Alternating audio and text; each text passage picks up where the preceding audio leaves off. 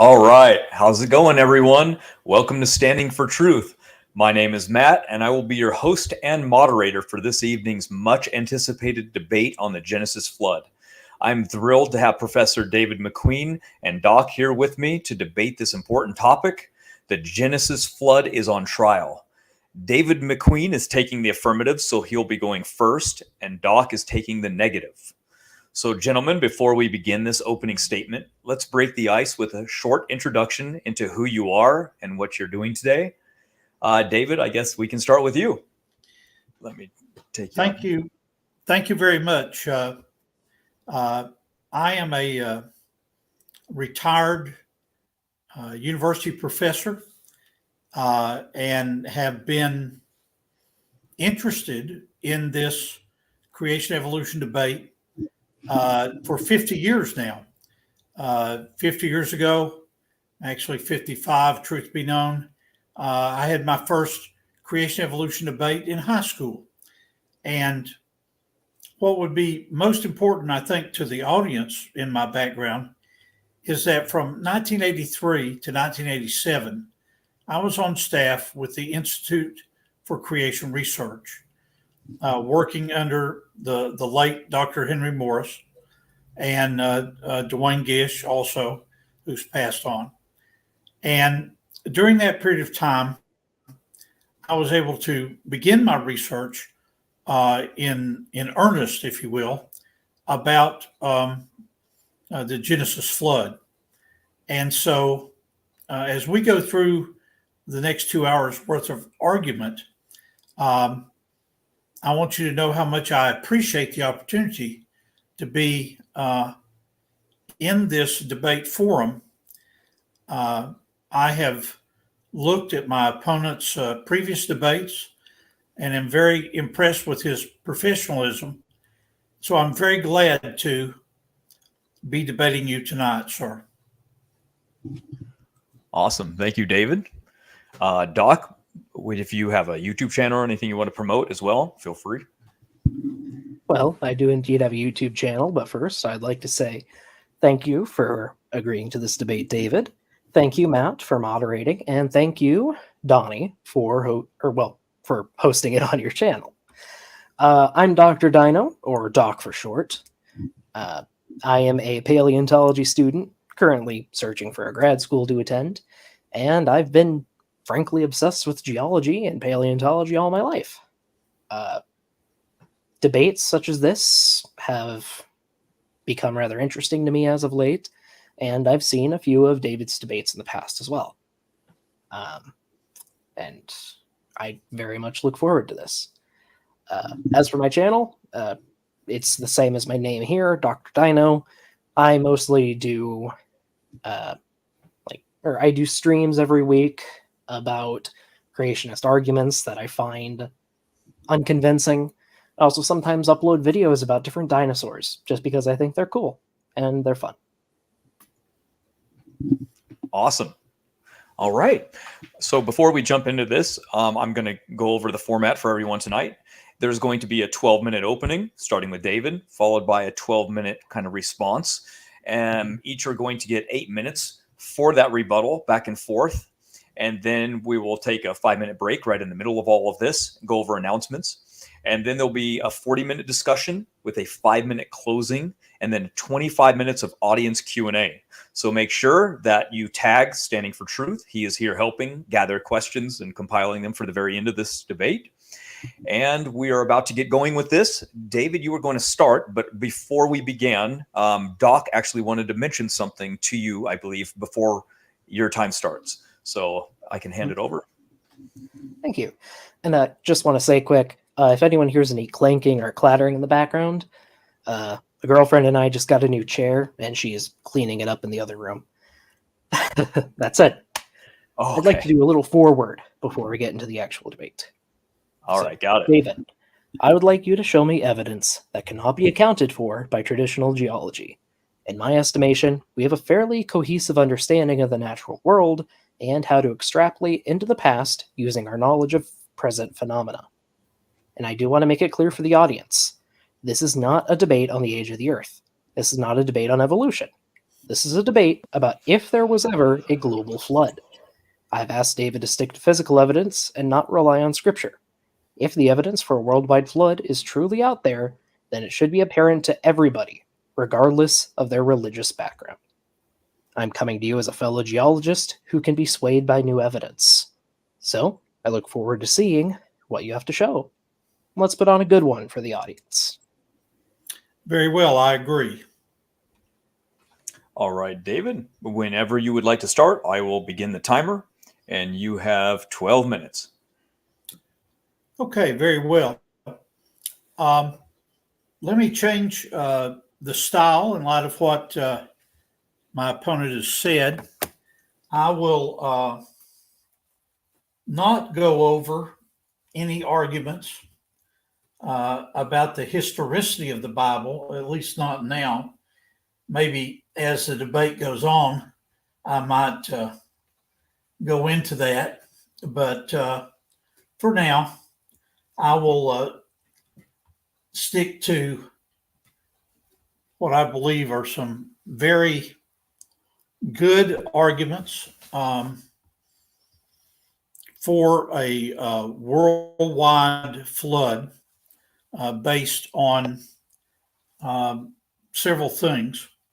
I want to start with an argument that is based on the presence of chalk. I live in Louisiana, and if I were to drive 5 hours to the west, I would find a chalk deposit that's called the Austin chalk, and it is considered by evolutionary geologists as being Cretaceous. It is in East Texas. Occasionally in the Austin chalk, there are some bird fossils, but that's very rare. What I want to focus on for this first point here is the coccolithospores, which are microscopic shell fragments found in the Austin chalk. And I'm going to challenge my opponent to explain to me how the chalk in Texas, as you go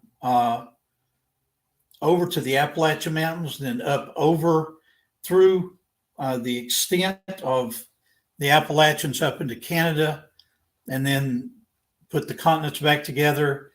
Continental separation, in my view, happened during the flood, but we have continental separation.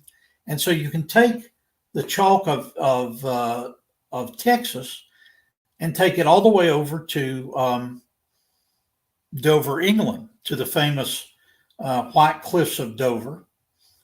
And at the locality in Dover, you certainly find the abundance of the chalk, and many high schools have some chalk that is from Dover from the old days.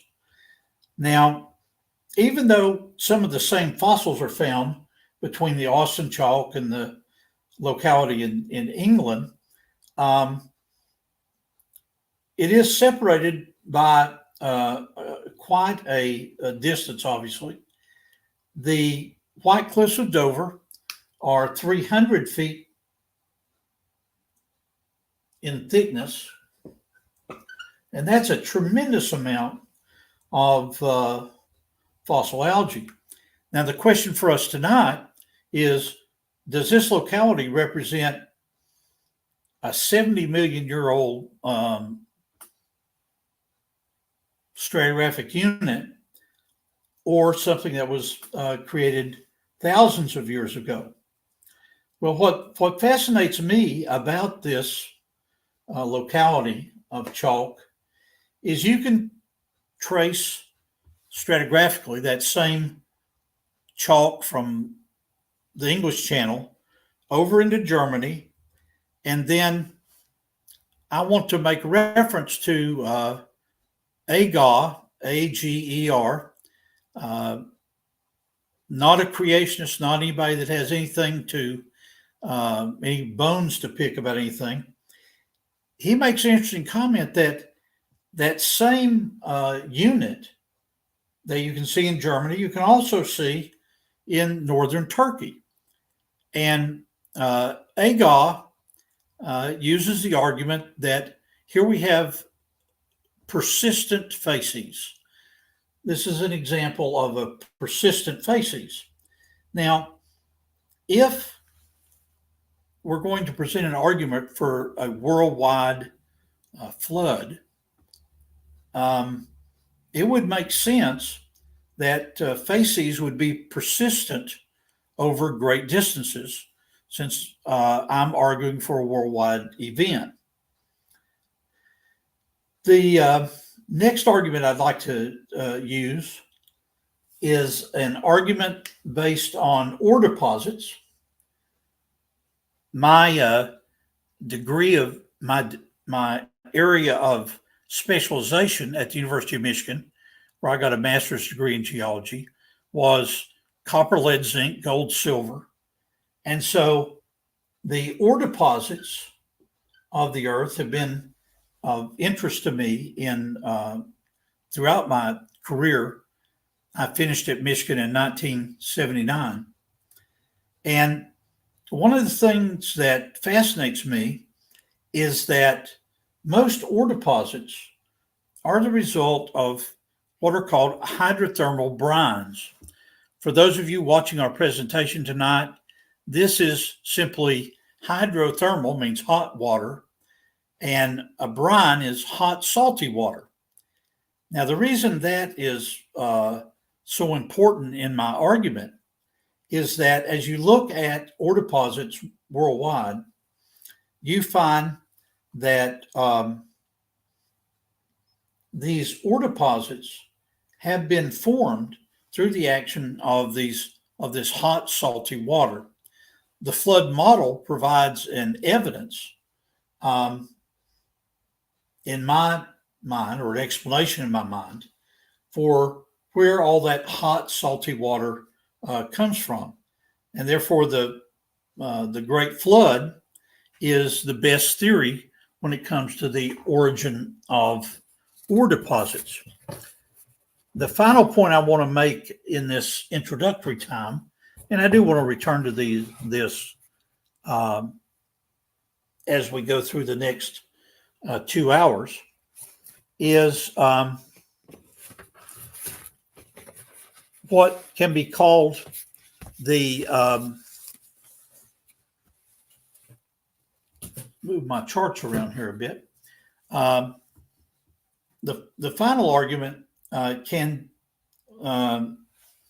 be made about the nature of fossils, of fossilization worldwide. My former boss, Dr. Dwayne Gish, always talked about what I've come to call the Gish two-step dance. And this dance involves two things. When you find fossils in, for example, whether it's the Austin chalk or an example I'll bring in later on of trilobites found in Wales and East Tennessee, where I grew up in the Southern Appalachian Mountains, those fossils appear fully formed. So they're fully formed, number one. And number two, they appear abruptly.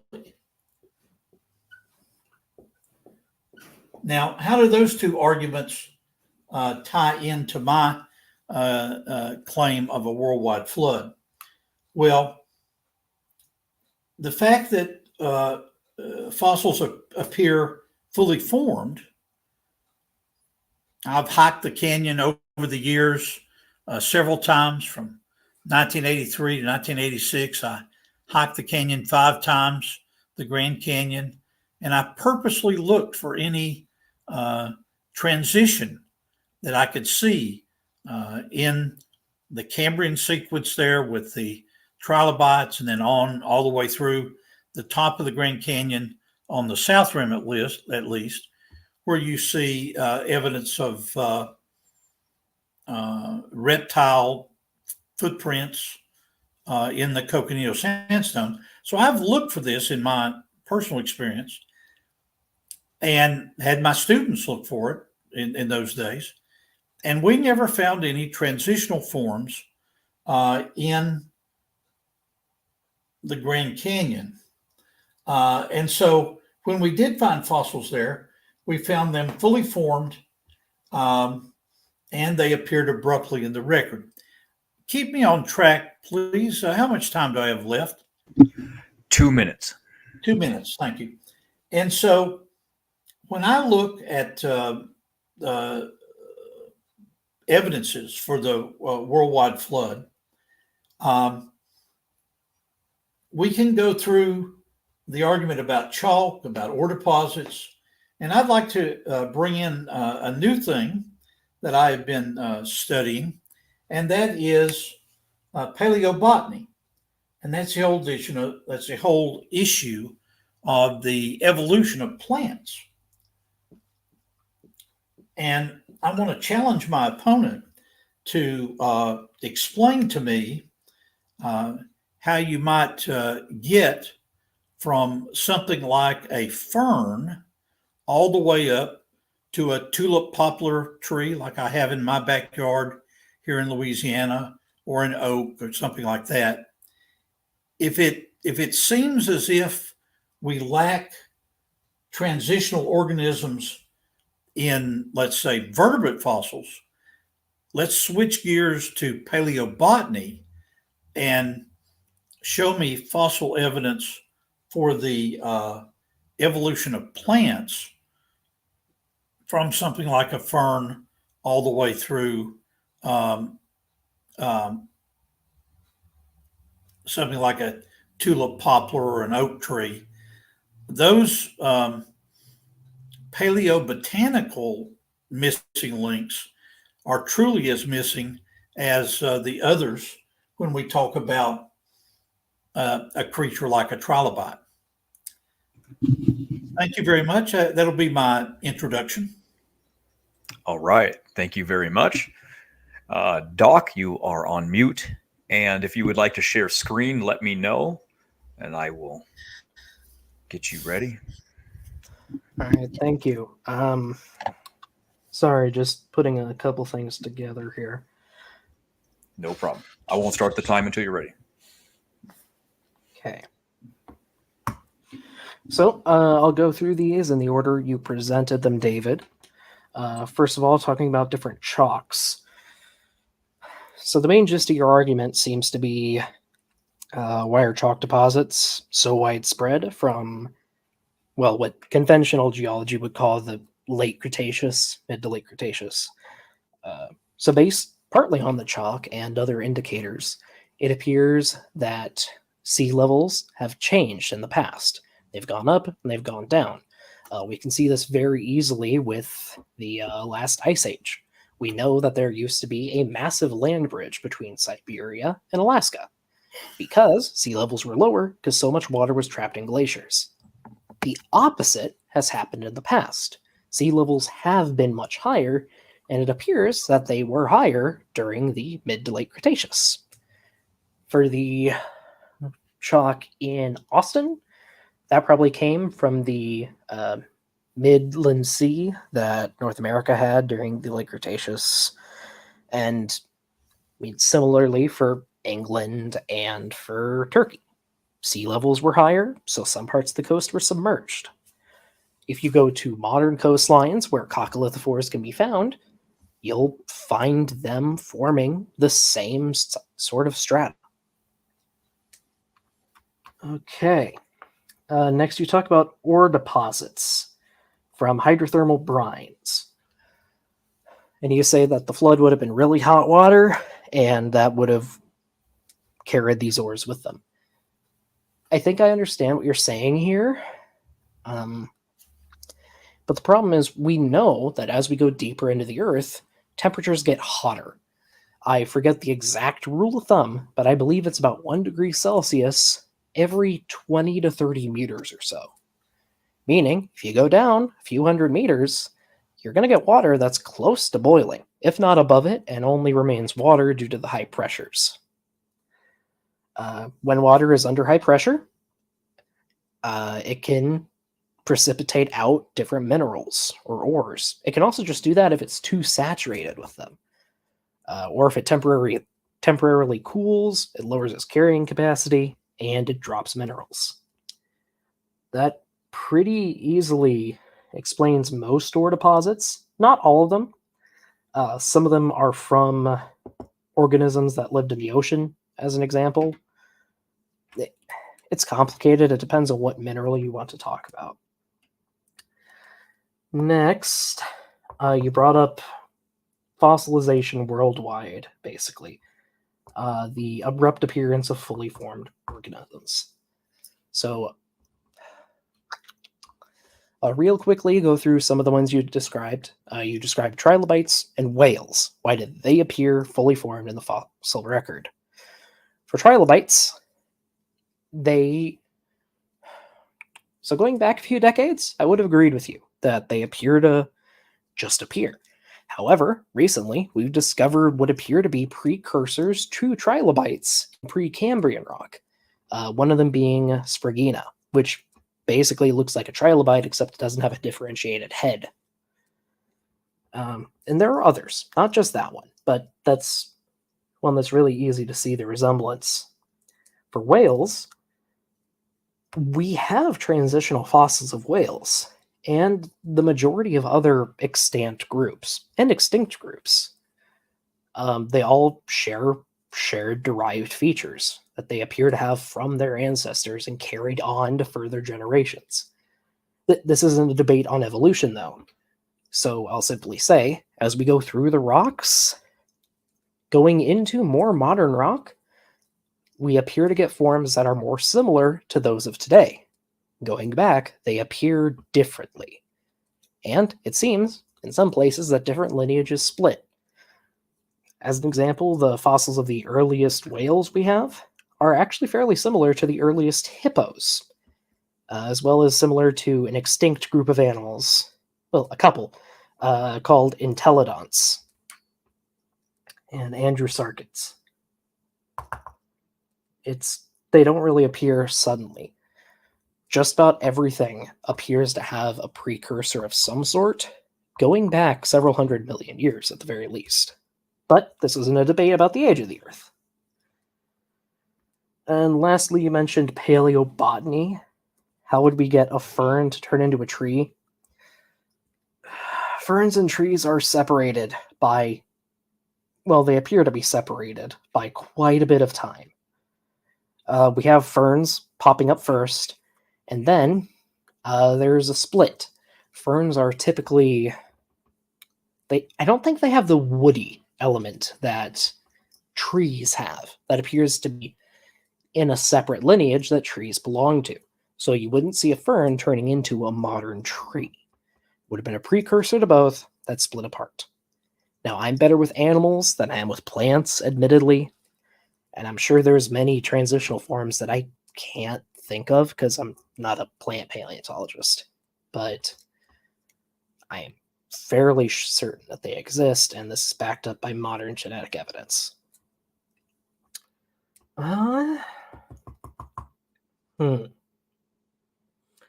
So let's see, we talked about persistent rock facies, ore deposits,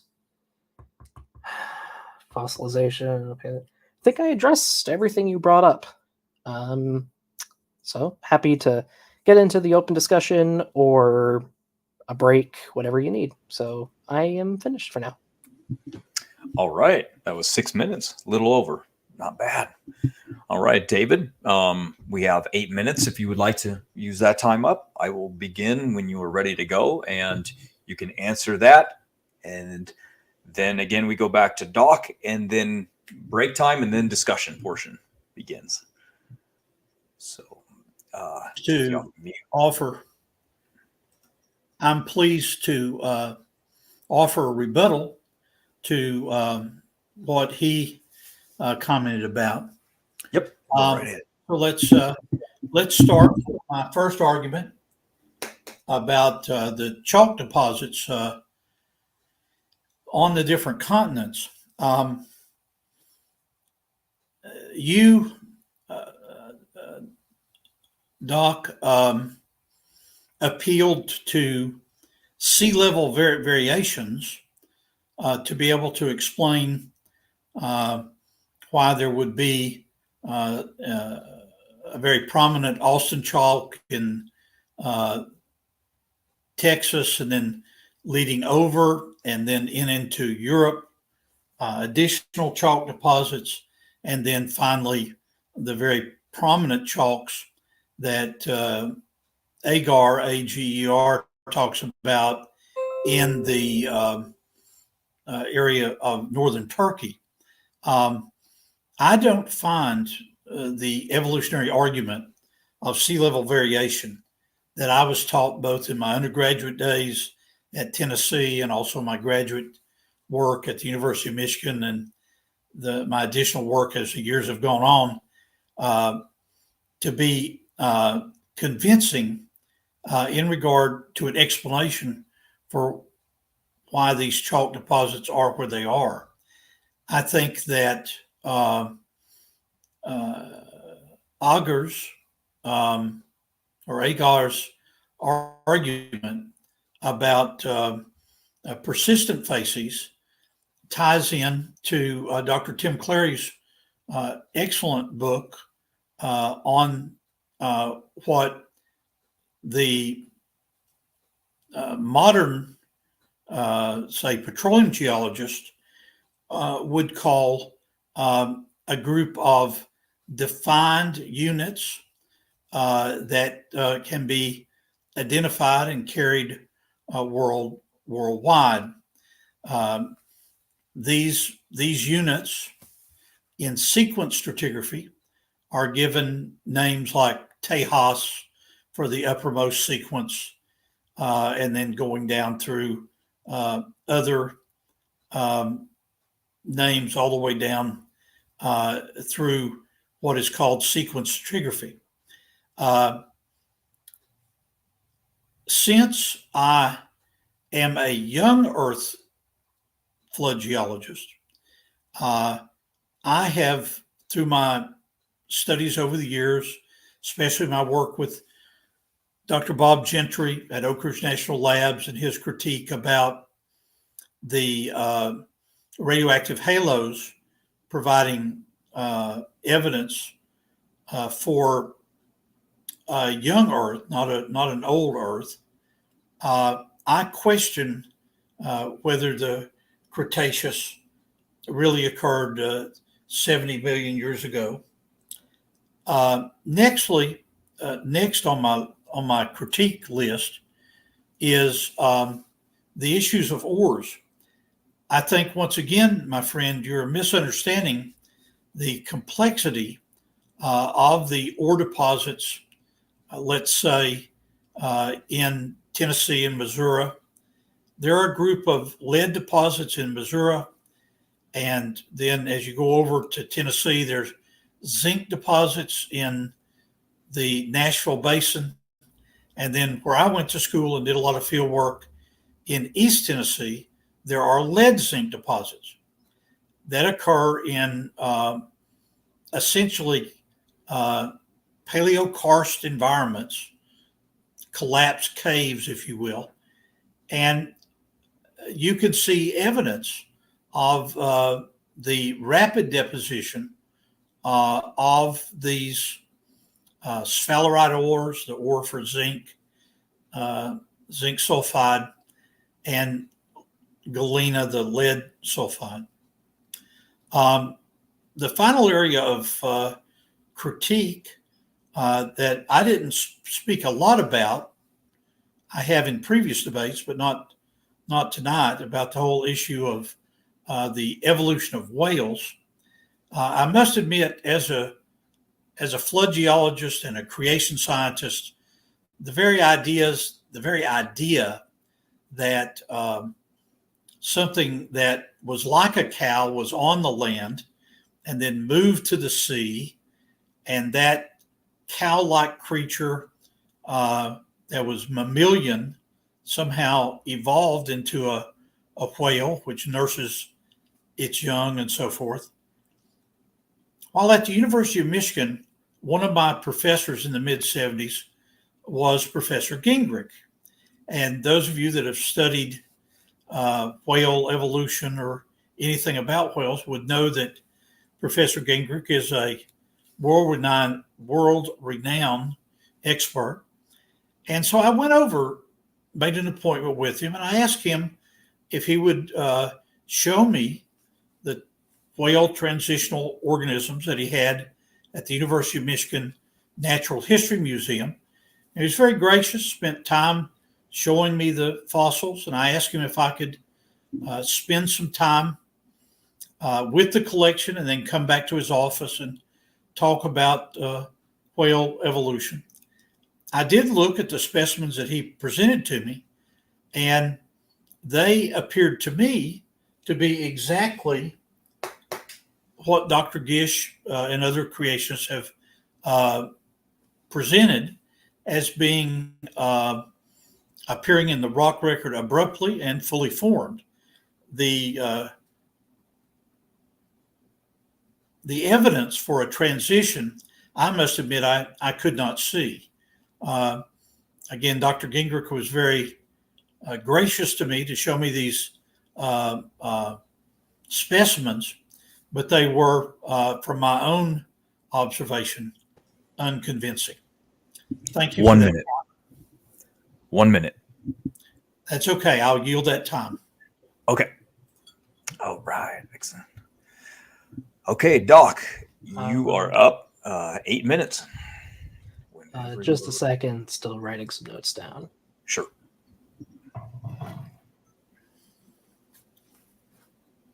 And at any point, if you want to share screen, feel free to. And for the audience, if you have any questions, tag Standing for Truth, and I will see them and add them to tonight. Sure. I will be sharing my screen eventually. Okay. So starting from the top once again. So you said you don't find an appeal to sea level variation convincing.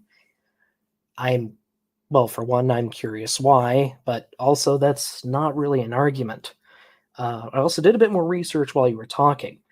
So the White Cliffs of Dover are associated with an uplift event. It's called the Alpine orogeny, and it appears to have begun when Africa started pushing up into Europe and West Asia.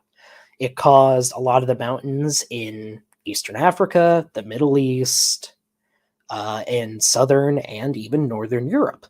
It appears to have caused a lot of uplift, which would account for both the the oceanic deposits we have in both Turkey and England, which again are shallow water deposits anyway. And we can tell that because coccolithophores aren't the only organisms we find preserved there. We find a lot of other shallow water organisms, indicating that the area was once in shallow water. You also mentioned radio halos. We can get into that a bit later, but Gentry's work on that isn't convincing.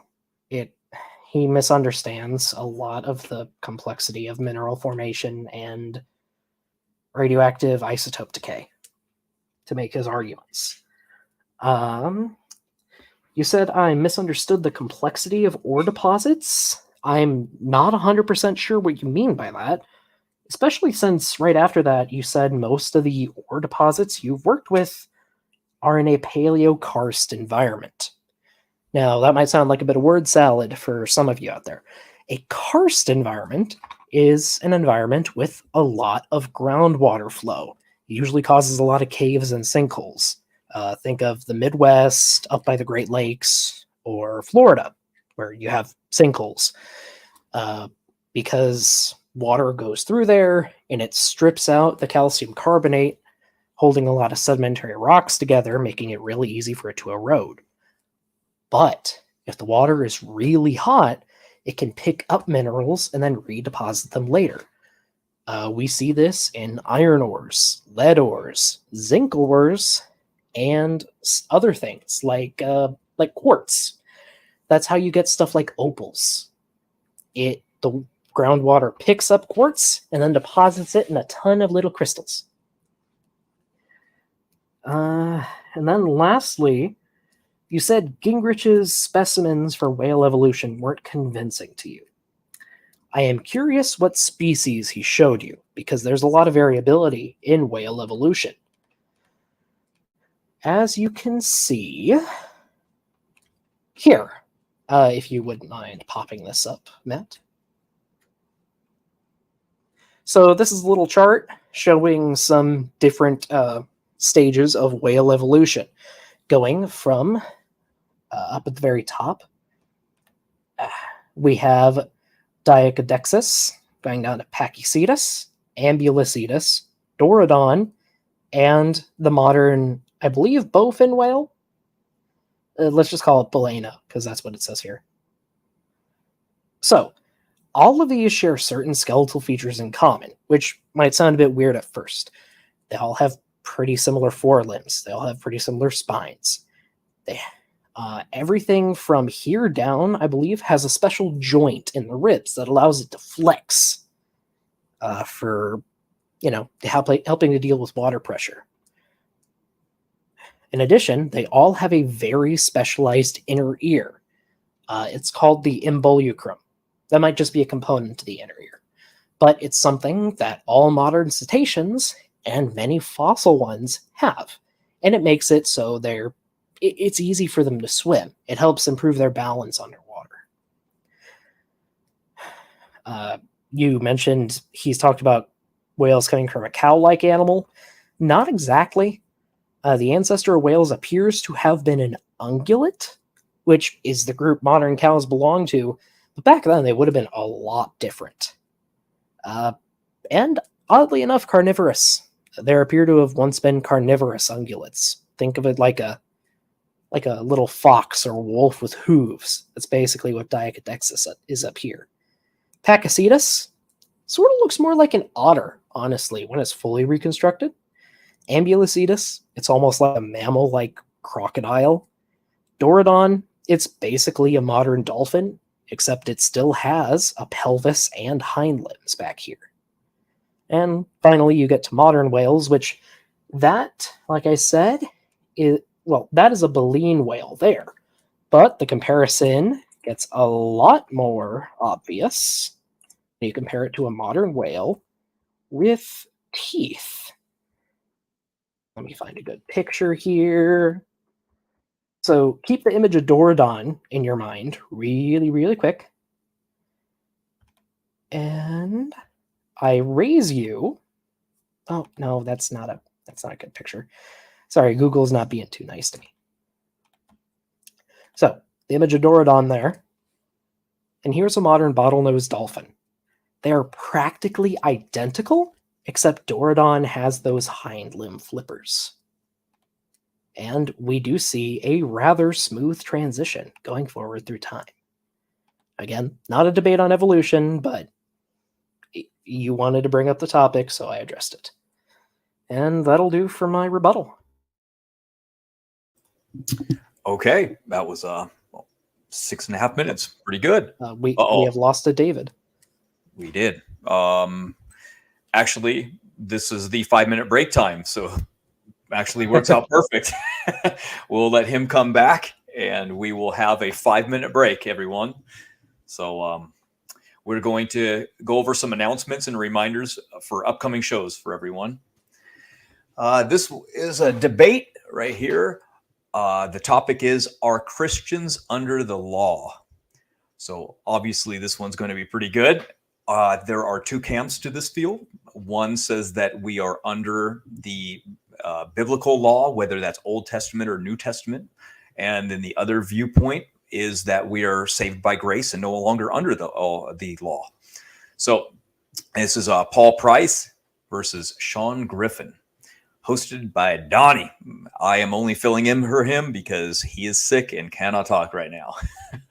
So He will be back soon, probably starting on Monday. The next one, this is going to be a huge debate because geocentrism does very, very popular.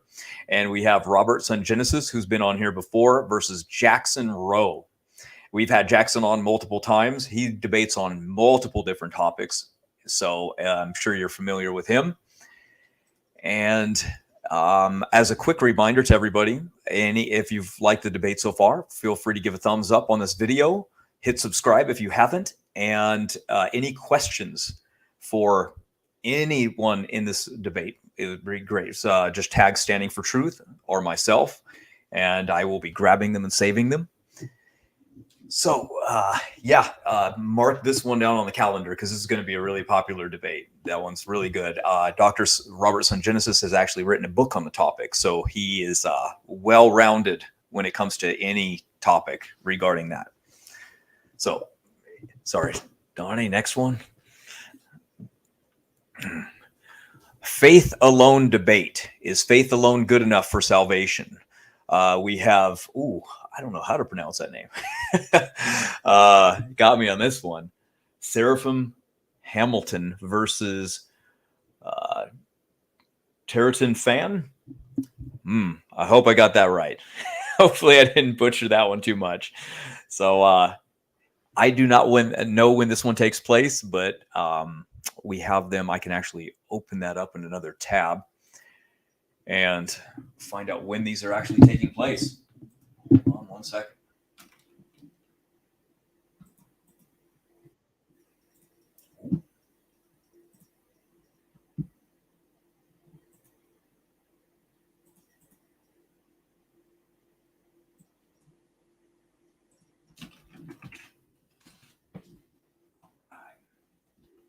Time frames now on when these are coming up.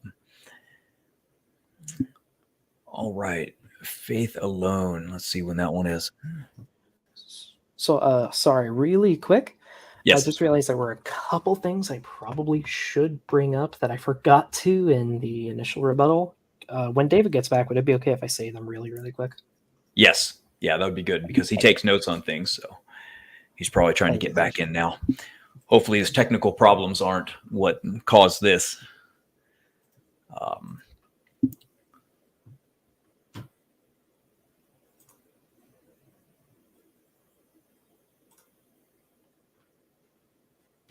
Okay, the geocentrism debate. That is taking place on 10/24, end of the month at 4 p.m. Pacific Standard Time.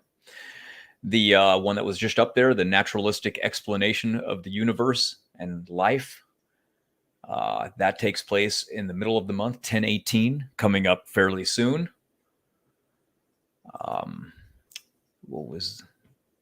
Go ahead, Donnie, give me another image. There we go. That's the one. Sal Gardena giving a talk, 10/18, on naturalistic explanations of the universe and life debunked. That one's coming up soon. The next one, if you can. There we go. Mike Ord discussing the flood geology and the age of the earth, questions and answers. This is really good because when we have him on, sometimes there's more questions that come in than there's time to answer. So this is really good. Also bring more questions in. Feel free. Okay. Sorry, I was just reading the private chat, making sure he's good. All right, next one. Dr. Jerry Bergman, and hosted by Standing for Truth again, coming up here soon. Why did God create viruses, bacteria, and other pathogens? That is on 10/17, so the day before the naturalistic explanations talk. And we have another big one coming up on the 16th, which is the day before, and that is a night of eschatology. We have host Standing for Truth again, and he will be giving the stage to here Scott Clem, Sam Frost, Daniel Alderaj. We have Anthony and Quinto, and what is this? I don't even want to pronounce this first name. Feline McFayeth. Anyway, that will be taking place at 5 p.m. on 10/16 coming up. And feel free to tag us with any questions or comments. Felan. Thank you. And I believe this is the majority of the upcoming talks. Oh, on that first one. Oh, here we go. Is total depravity biblical? Another good one. CJ and Warren are both good debaters. We've had CJ on multiple times on the channel, and he has his own YouTube channel as well. That one is coming up on 11/8, so November 8th at 5 p.m. The Mark Ord was 11/6. And yes, that was the one I did not have ready at the time. That is November 6th at 3 p.m. Pacific Standard Time. And we have one more, the atonement debate. Oh.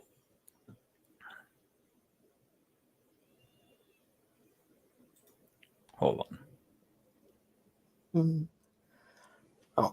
Real quick, I do want to mention there should be an after show after this debate's over. Not 100% sure if I'll be hosting it yet or if someone else will be. We'll have to see on that.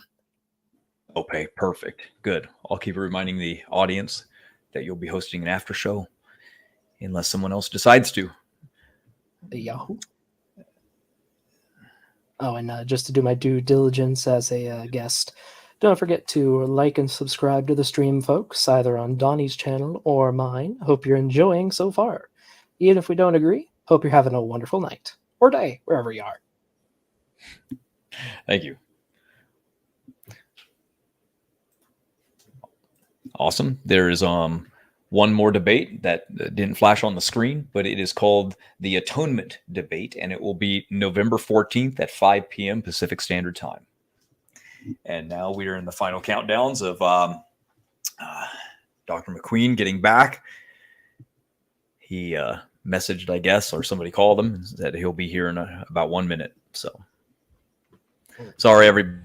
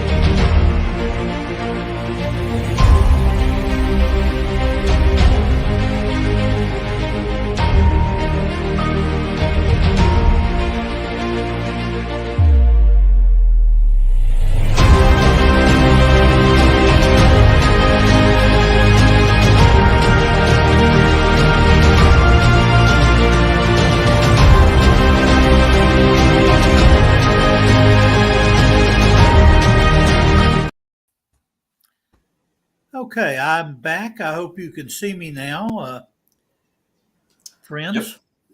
You're doing good. Had All right. some issues there with Google, but I think they're resolved now, if you can both hear me. Yes. Yes, sir. All right. We're going to be jumping into the 40-minute discussion portion of this now. And David, if you would like to actually, who went last? I want to give the Well, other person a chance. Yeah, you did. So, I David. did say there were a couple things I forgot to mention. Mind if I do those real quick? Yeah, go right ahead. No problem. Thank you, thank you. First, I talked about how the chalk in how the chalk in both Turkey and England appear to have been uplifted by the Alpine orogeny. The Texas chalk appears to have been uplifted by a separate orogeny, or a mountain building event, that being the one that formed the modern-day Rocky Mountains. Not only the West Coast, but most of the interior U.S. was lifted up in that event. And you can actually see it on a map. It's kind of cool. And lastly, further evidence for whales having evolved from four-footed ancestors. There is a rare condition called an atavism, where modern dolphins or whales can be born with hind flippers, right where their rear legs should be. And that's it. Thank you. All right. Okay, we will let you guys go back and forth now. David, if you'd like to answer any of those questions and comments. I would. How much time do I have for this portion? This is a 40-minute open discussion now, so it'll be up to you guys going back and forth. I'd like to make a couple of comments, and then because of computer problems on my end, I could not go and get a reference book that I want to use to answer some of these issues about whale evolution. So let me go ahead and give 5 minutes worth of a response or a critique to what I've heard. First, let me make it clear to my opponent and also to the audience that as a young Earth creationist, as a flood geologist, I have no problem with continental separation. Continental drift in a flood model of a young Earth, for example, has to occur more rapidly than in the evolutionary model. But the fact that what many people call the heel of South America fits in to the gap in Africa, I have no problem with that. There's geologic evidence of units that go across that gap, so no problem with that at all.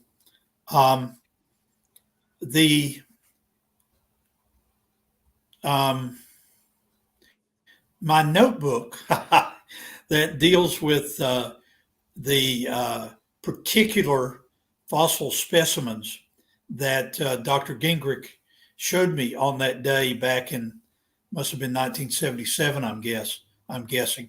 I don't have that readily available, but so I don't know exactly which fossil it was, but if you can pick up some comments for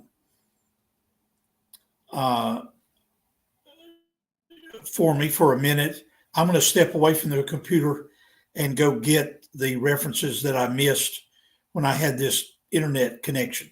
Can I go ahead and do that now, please? Can you hear Doc when he talks while you do that, so he can answer some? Yeah, go ahead and answer, please. Okay, Doc, take it away.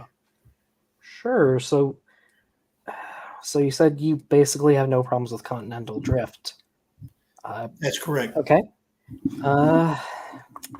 So do you accept the current model of orogenies, like how they happen? Well, yes. The idea that continental, or rather that continents come together, and the example I used when I used to teach Geology 101, good example would be the northwest coast of the U.S., Northern California, Washington, Oregon. It's clear there that there subduction going on, and it explains the volcanic activity of an area like Mount St. Helens, for example. I'm going to go that other reference. I can still hear you. Um, uh, so go ahead and talk, Doc, and I'll go get this Actually, David, I'm going to jump in real quick. Since we only have 40 minutes, let's forget whale evolution. It's not really on topic. You don't need to get the reference book. Let's just focus on the Genesis flood. I think we have more than enough to discuss. Matt, he's already done 12 minutes of announcements and reminders. And so we got that out of the way. So, gentlemen, Doc and David, let's just focus as much as we can on the Genesis flood. We'll save whale evolution for another debate. Oh, okay. Very well. Very well. Alrighty. Then, well, do just you Matt, want me- I'm sharing a visual right now that might help the audience understand what we're talking about. Yeah, I got it up for you. Yeah, that depiction of mountain building, don't have any problem at all with that. Okay. So you want to? So, well, so you don't have any problem with it.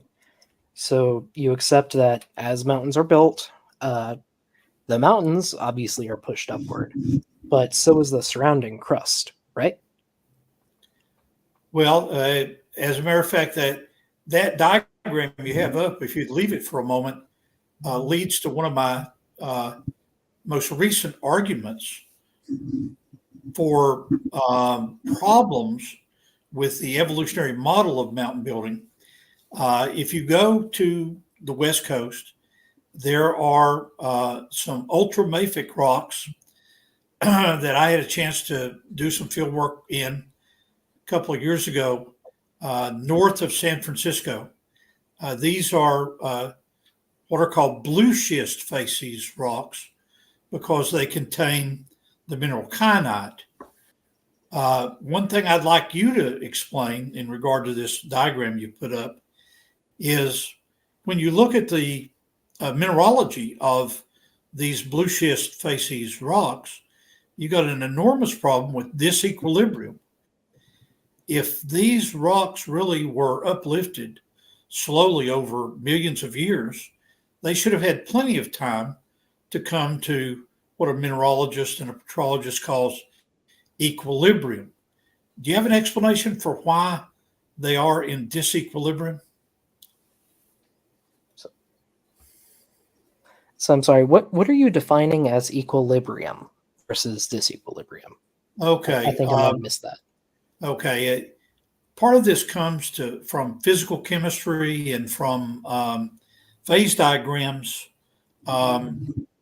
for groups of minerals that make up green schist facies, blue schist facies, and so forth. I think that I'd like to defer on that. It would take most of our time just to outline the mineralogy and physical chemistry. We can go on to another argument. Well, it's just, so I guess I'll just say we get blue schist through high pressure of igneous rocks. I believe it is mostly mafic rocks. High pressure, but relatively low temperature, which you can get at a oceanic continental subduction zone. Basically, as the oceanic rock is pushed under the continental rock, some of it can get brought up to the surface just through the mountain building, or you can have small areas of local overwriting of some oceanic rock. It's rare, but it happens. And I actually have seen that rock face you're talking about. I believe it is an example of that. Well, thank you for putting that chart up, and let me give a critique of it.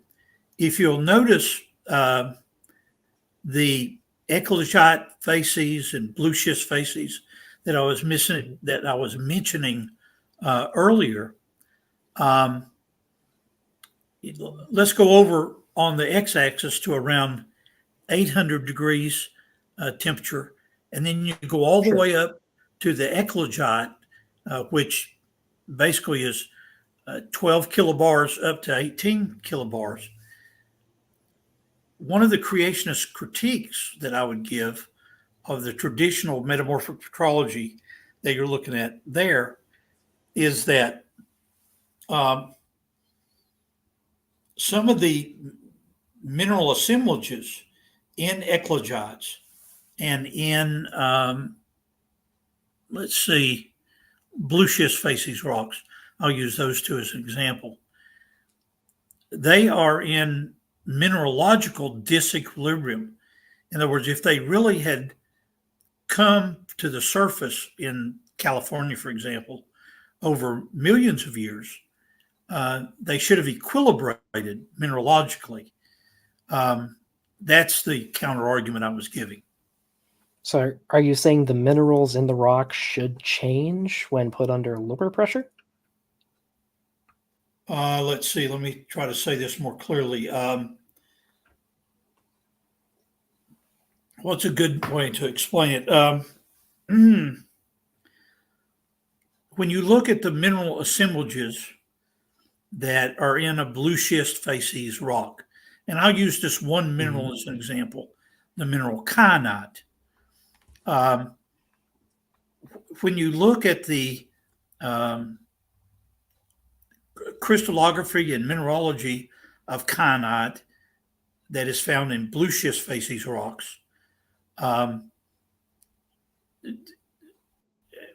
also in eclogites and so forth. But at any rate, when you look at that kyanite, what my argument is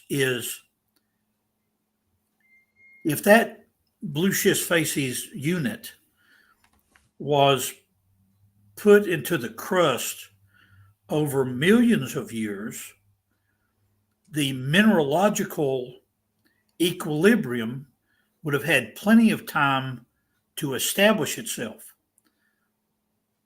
The creationist argument about blue schist and certain eclogites is that the minerals in there are not in equilibrium, which is what we would predict if they were rapidly emplaced over thousands of years rather than millions. I'm not sure I understand why you're saying that, but also kyanite is fairly rare. More often than not, blue schist is blue because of other minerals like glaucophane. And well, I guess I just don't see why this is a problem. Well, I'm questioning your knowledge of these metamorphic rocks. Again, I'll use California as an example. I, with my own eyes, have seen the kyanite in these areas north of San Francisco. And so the kyanite is not rare in those rocks. But let's put that to one side on the basis of time and go to another argument, if you don't mind. All right. I'm sorry, your argument just wasn't making sense to me. But sure, we can move on. Now, do you want me to bring up another problem, or do you have a response, Doc?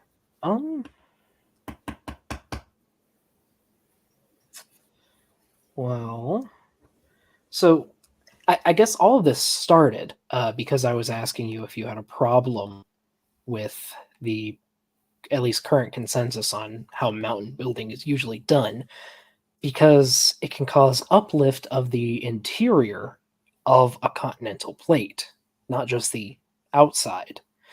And that explains why Texas has experienced a lot of uplift, why England has experienced a lot of uplift, and why Turkey has experienced a lot of uplift. Although Turkey is closer to the plate boundary, so it's more in the middle of the mountains. So if you accept our model of how the plates move around, and you accept our model of how mountains form and how uplift occurs, why do you not find that sufficient to explain the chalk deposits on the shorelines of, well, various places around the world? Like, why is that not sufficient? Well, again, I think you're missing a point that Agar made uh, in his writings about the nature of the stratigraphical record. The issue is the issue of the surprising persistence of facies through time. Now, he's writing as an old Earth stratigrapher, but he's making the point that it's in his writings. He's making the point it's very odd to him as an evolutionary geologist that there should be such remarkable similarity between the Austin Chalk, the White Cliffs of Dover, and the deposits that are found on the north, in northern Turkey, right at the Black Sea. I understand. Well, I understand that he finds it odd, but it makes sense if you understand the geological history of those areas. They're all from shallow water deposits. They all have experienced significant uplift. It makes sense that they would be similar, especially since it appears that they were all deposited at around the same time during the late Cretaceous. You'd expect the chalk to be similar. You'd expect the species to be similar.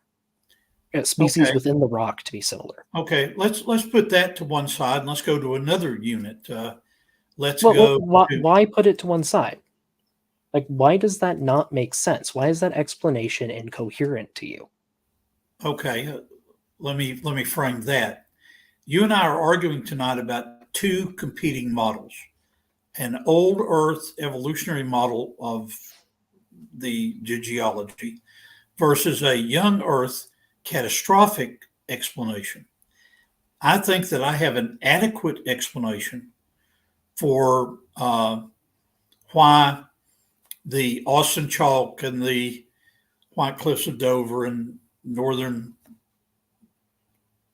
Turkey would be similar, because I'm presenting an argument for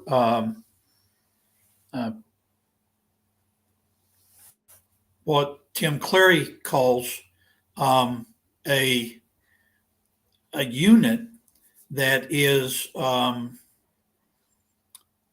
what the petroleum geologists would call a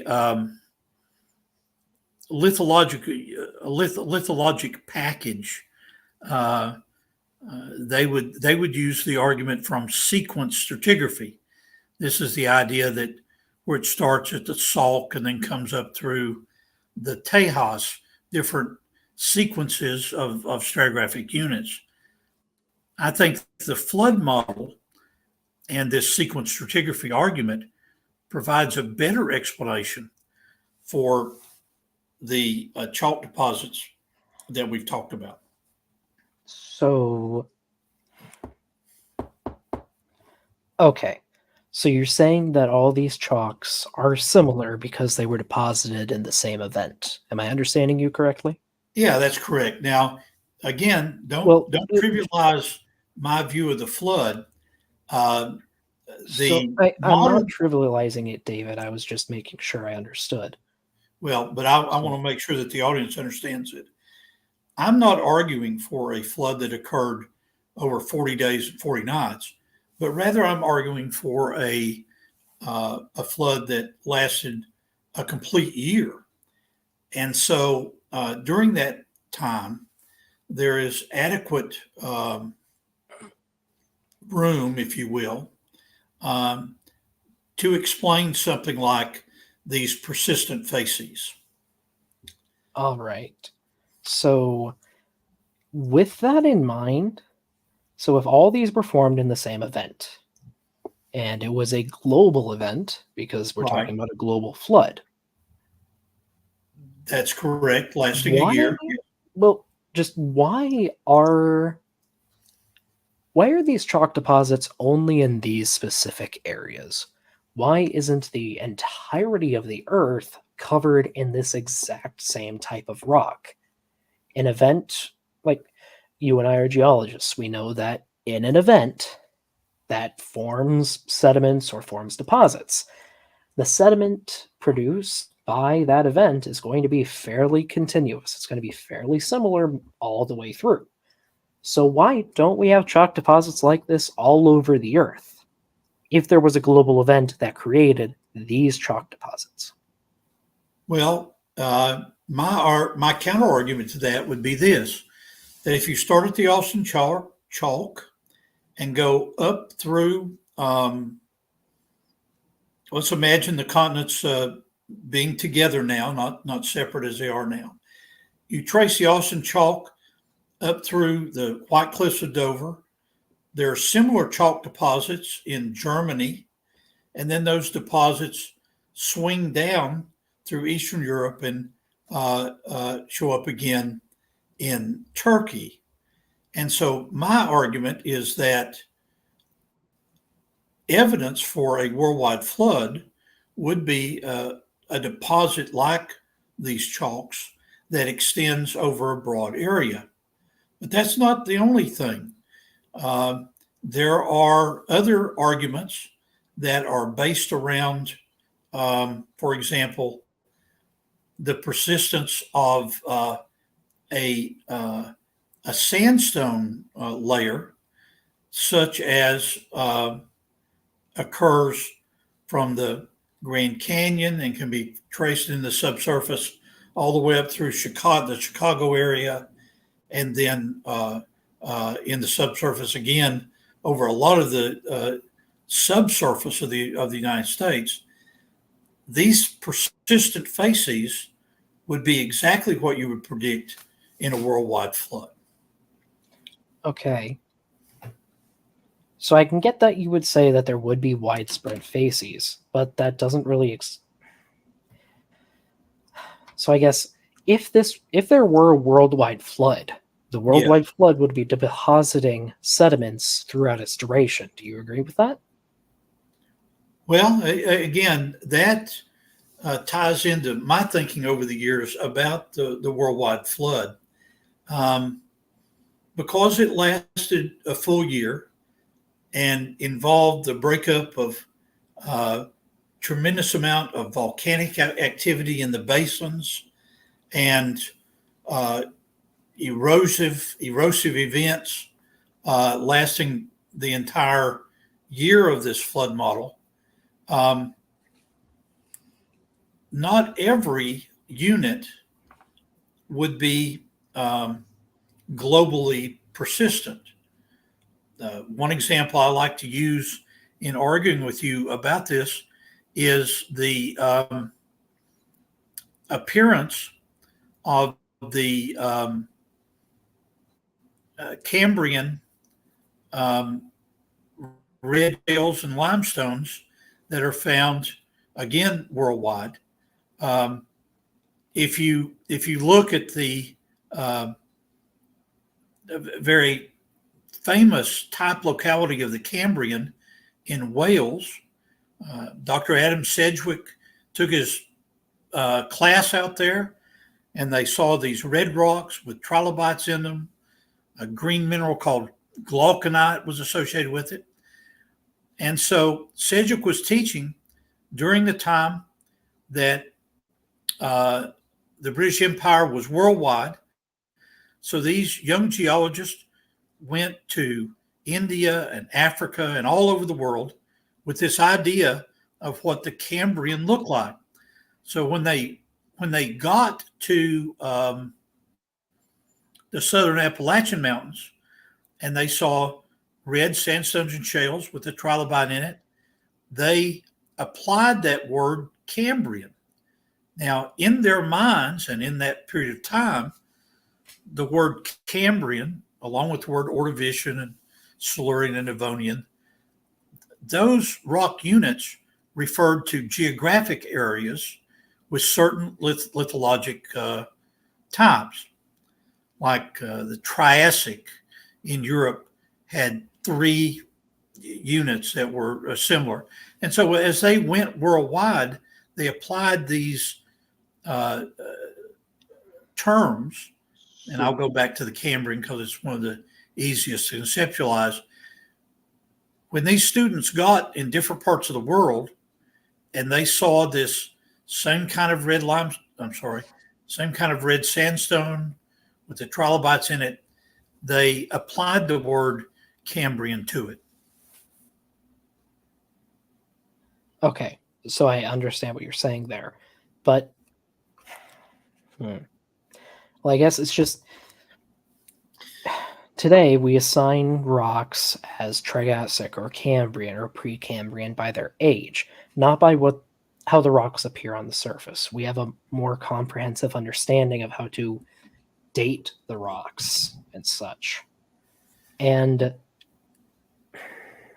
just May I I don't think I'm just sorry, I go don't for it. think I don't think your explanation for there being persistent and non-persistent facies is convincing. A singular event, the global flood, should leave global flood deposits, and yet it doesn't. We have sandstone, we have chalk, we have mudstones, we have paleosols. I'm not sure how a soil with root systems preserved forms in a global flood, but apparently that happened multiple times in between other layers. Like, Let me give it you an should be interesting persistent. counter argument. Am I allowed to do that? Yes, I'm just trying to address everything you brought up. Oh, okay. Well, let me throw in an interesting counter argument to what you're saying about radiometric dates versus fossil dates and so forth. Um, when I was working for the United States Geological Survey, my boss, my senior geologist, assigned me to look at some rock units in North Carolina, South Carolina, that he was trying to correlate with some limestones before they were metamorphosed.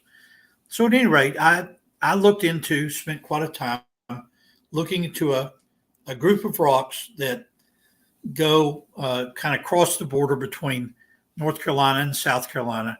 That's called the Murphy Marble Belt.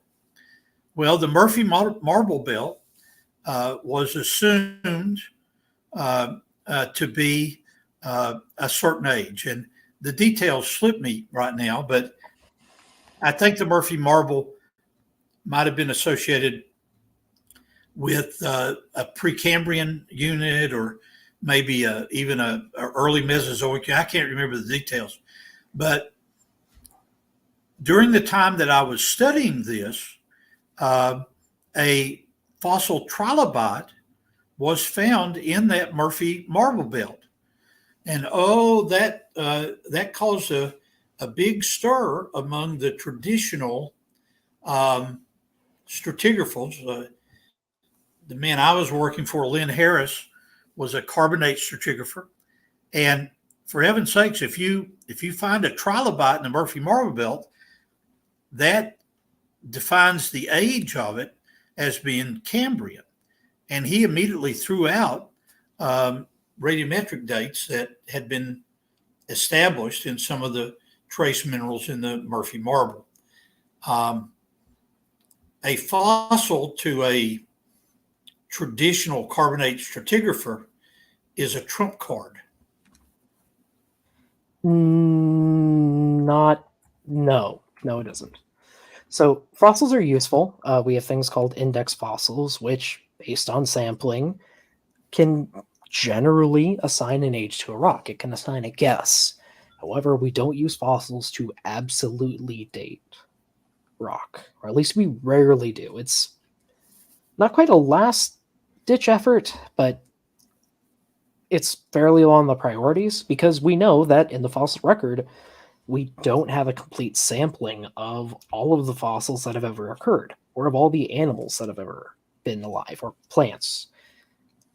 We know the fossil record is incomplete, so we rely on methods that are more certain, such as radiometric dating. Would you like to get into that? Yeah, let me make a comment about that. In my experience with the United States Geological Survey, in my training at Tennessee and Michigan, the traditional stratigraphers put a lot of focus on the lithostratigraphic features.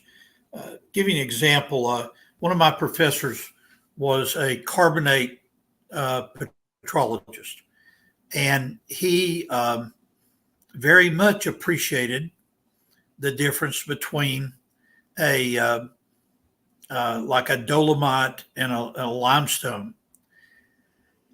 And yet, when he was teaching us about some of the units in the Gulf of Mexico, he would draw on the board the units that are found there, some carbonates, some sandstone, some shales.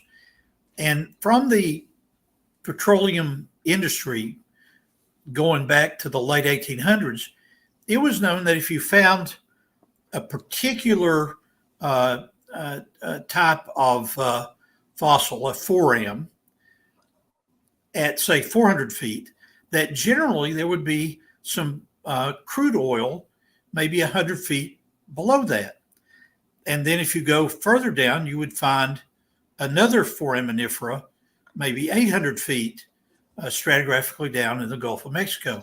So, And so as my professor would talk about this in class, and he was a vocal critic of creationism and was a Yale educated evolutionary geologist, you know, he would be amazed really that some micropaleontologist was trying to portray the evolution of one of these very small microfossils into another. And he taught us in class, he said, well, as far as that's concerned, they might as well be a fountain pen or a nut well, or a screw, you know, for all the evolutionary value that you would get from it. David, I understand what you're saying, but when did you go to college? When did you graduate? Undergraduate 74, graduate 79. All right, so over 30 years. Correct. Well, actually, no, over 40. Our methods have changed since that time, and radiometric dating is incorporated a lot more now. We have better understanding of stratigraphy. We have better understanding of faulting, of mountain building. Like, our methods change as we get more data. And as it turns out, radiometric dating tends to be much more precise than just going by fossil assemblages. They can be used to try and get an idea of what spectrum of time you're looking at, but it's not always used. Several opponents that I have faced on Standing for Truth over the last 2 years have used a very similar argument to me that essentially is almost an ad hominem argument, but not quite. It's an argument that goes something like, oh, McQueen, you're a 70-year-old man and so much has changed in the last 50 years. I find it fascinating that the same individuals that critique me in that way don't turn to Charles Darwin and say, oh, all that stuff that Darwin wrote, that was from his research in the 1830s and 1840s. So because David, it was a book published in 1859 doesn't mean it's wrong, does it? David, I'm not saying you're wrong because you're old. I am saying that the information you are presenting is outdated. Older people can find new information and incorporate it into their findings. I know this because I have had plenty of older professors who have had to have their views change when new evidence was presented. You seem to be sticking to I don't even want to say 70s, a 50s to 60s understanding of modern geology, when it's been a lot of time since then. Many more discoveries have been made. We're much more precise now. Yes, I am aware of what you're saying. How much time do we have left in this segment, moderator? We're coming up on 34 minutes out of 40. However, because we have just a few questions, I will actually add more time to this. So you guys can stay on what you're talking about. I recommend changing because you went down kind of a radiometric dating. I would rather David try to convince him more of the evidence of just on the global flood thing rather than the date of when it happened, Okay. because you believe in catastrophe. Yeah, let me switch back to that, and you're doing a good job in keeping us on task here. Let me use another line of argument about the worldwide flood, because I'm convinced that at the beginning of the flood, the continents were together into essentially, if you were to look down from space into it, it would be a C-shaped mass. Some of you that know the vocabulary of this part of geology would talk about Gondwana land and the Tethys Sea and so forth. So I don't have any problem with those continental masses being together. The issue that I have about the traditional evolutionary old Earth view of continental separation and so forth is the idea that, okay, you've got the subcontinent of India that in the evolutionary view is quite a bit south of China. And then that subcontinent moves up and collides with China, the plate there, and produces the Himalayan mountains. And when I look at the geologic evidence in that area of Everest and so forth, it seems like the forces involved in producing K2, Everest, and that whole area there would not be adequate to explain what you actually find there, because you do indeed, in some of the units on Everest, I don't remember what elevation they are, find fossil-bearing units. Could you explain that to me, brother? Just so you know, Doc, he believes in catastrophic plate tectonics, model of the flood. Yeah, I know the model. So, a couple things. First, I really quick want to ask, please stop saying the evolutionary model. Evolution has nothing to do with what we're talking about right now, and you should know this. Next, so what you're essentially saying is if this took millions of years for India to collide with China and produce the Himalayas, it shouldn't have enough energy to produce that much uplift through the collision? Is that essentially what you're saying, if it took place over millions of years? Let's see. Let me address that. First of all, because the overall worldview that we're arguing tonight involves an evolutionary viewpoint of the origin of continents and of the origin of life and so forth.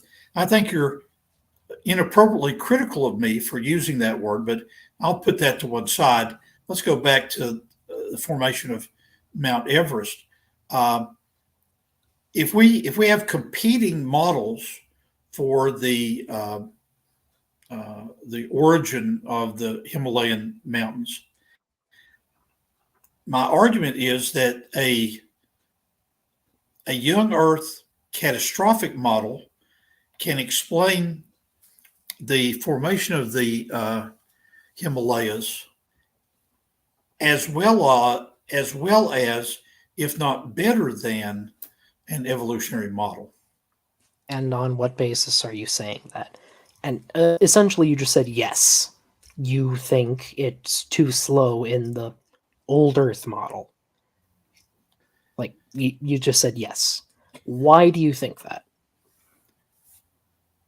Okay. Let's take a different approach here. One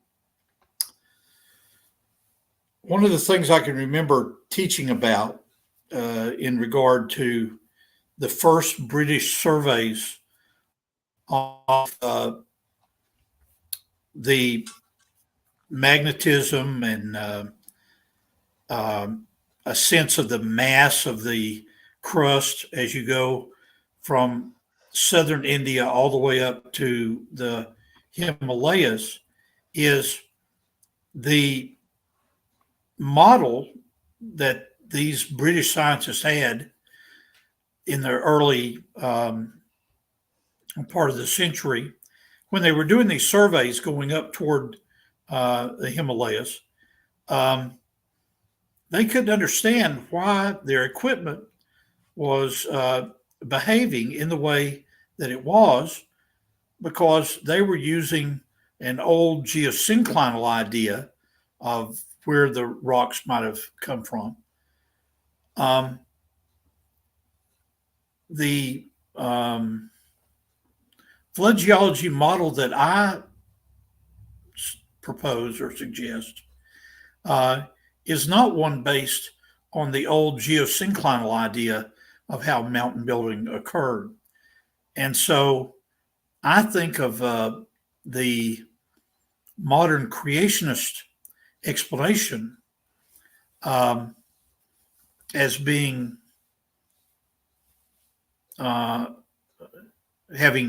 having more explanatory power in having India move up So, in a several thousand-year framework to form the Himalayas.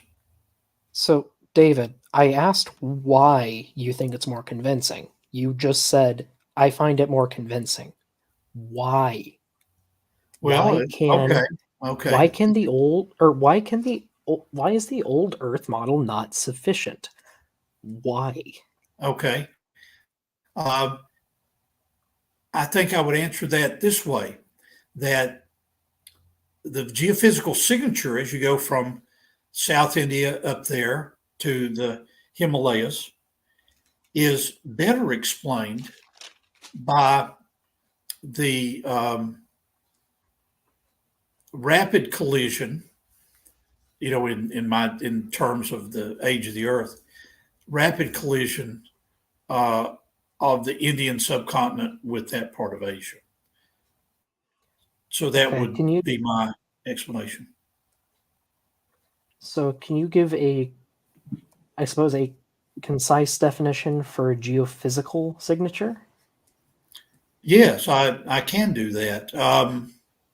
The let's see if I could draw something on the whiteboard here that would help you and the audience to better understand this. We can get rid of all this stuff here. Got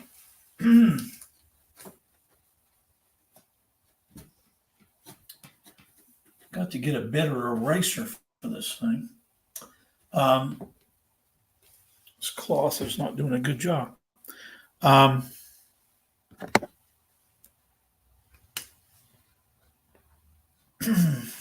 me try to mark off an area here. Okay, this is China, and this is northern India.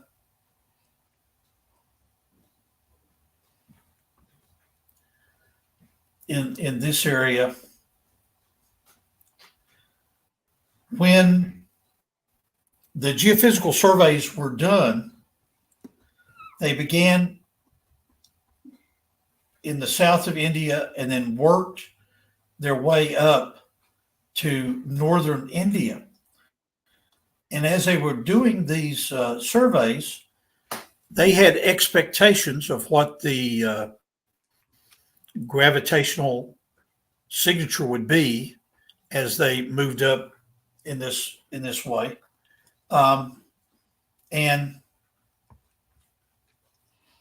as they got closer and closer to this boundary of the faulting of the Himalayas,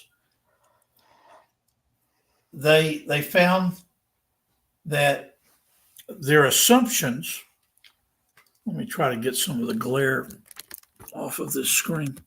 They found that their assumptions about a geosynclinal model were simply not true. That as they went up this way from the south to the north, I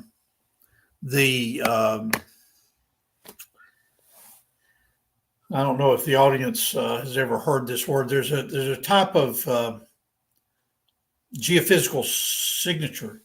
It's called a Bouguer anomaly. It has to do with the gravitational attraction of things. It's the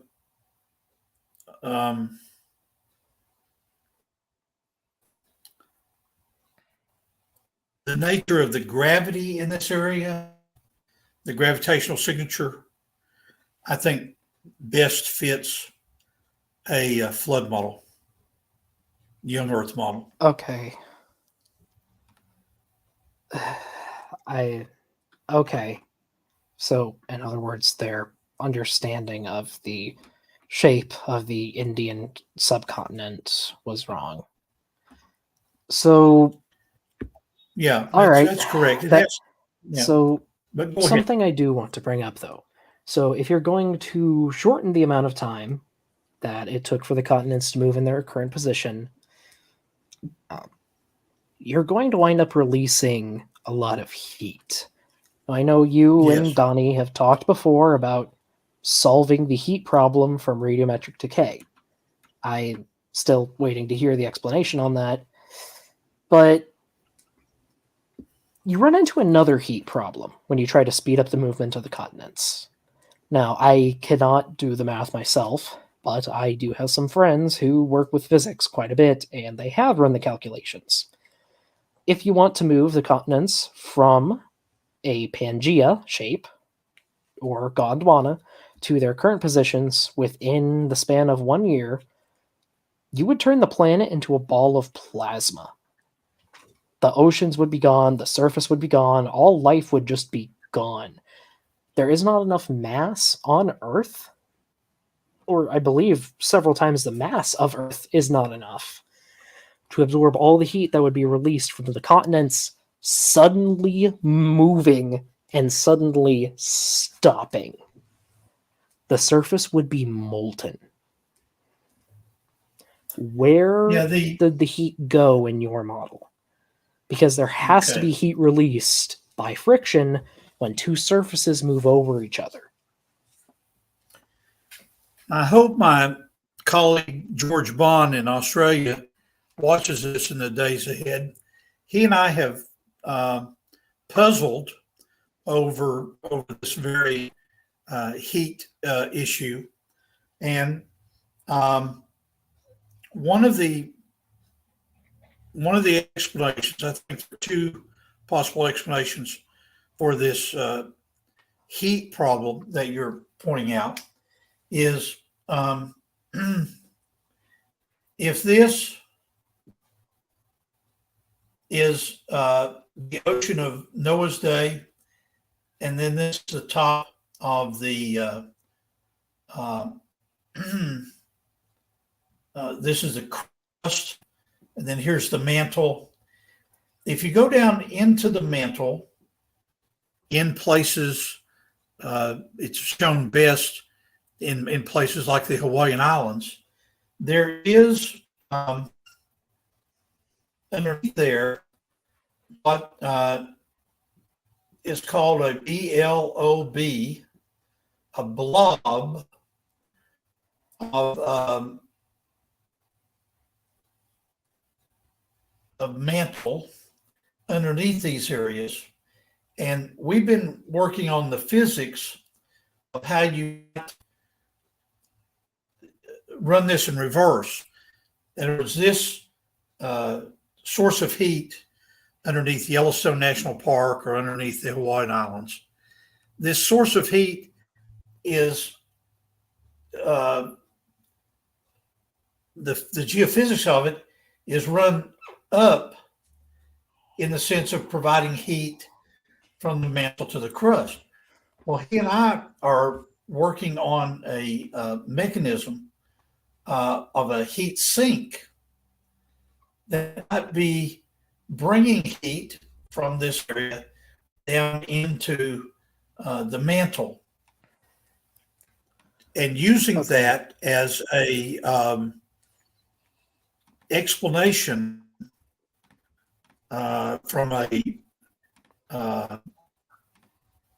flood geology standpoint of how you could get the heat that would be generated by a continental collision down back into the mantle. David, I don't think you're understanding what I'm saying. There is not enough mass on the planet to absorb the heat I'm talking about. Everything from the inner core to the lithosphere would be completely molten, if not converted straight to plasma by the heat. We roughly know the temperature of the mantle. We roughly know the temperature of the core of the Earth as well. 4 minutes. I believe most of that comes from deflection in seismic data. I could be incorrect on that, but we do have an idea of how hot the interior of the Earth is, and there's just not enough. Even if, let's say the whole planet was ice, let's say the entire planet, even to the core, was 0 degrees Celsius, the Earth would have still become molten from the continental crusts abruptly starting to move and abruptly stopping. Well, let me put a piece of seismic data into this discussion, and then you explain it to me. If you go to where are some good examples? I can use this same little diagram here. And let's talk about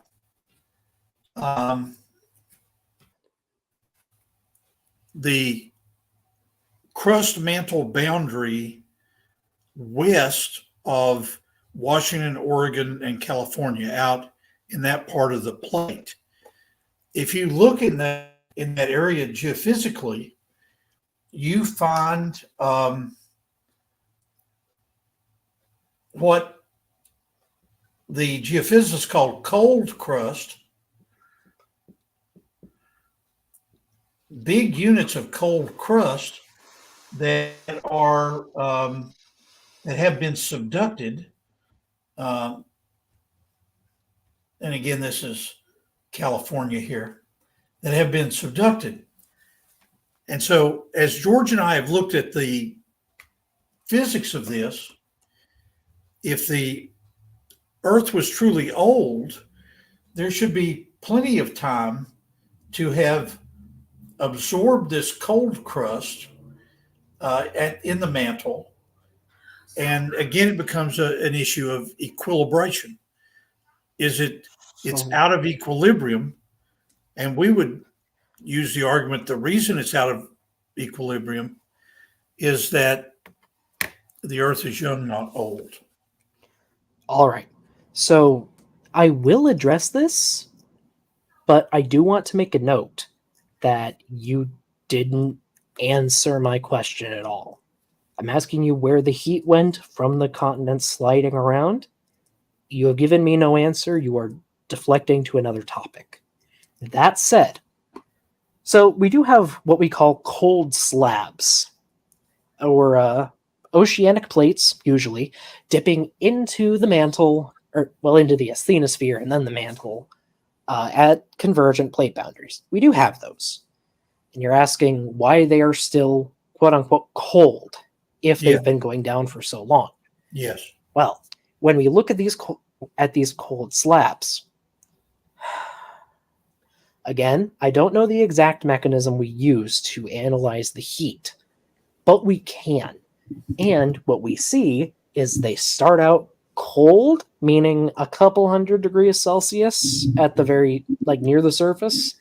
And as you go farther and farther down, they get hotter and hotter until they disappear from the readings, meaning that they are functionally at the same temperature as the mantle in that area.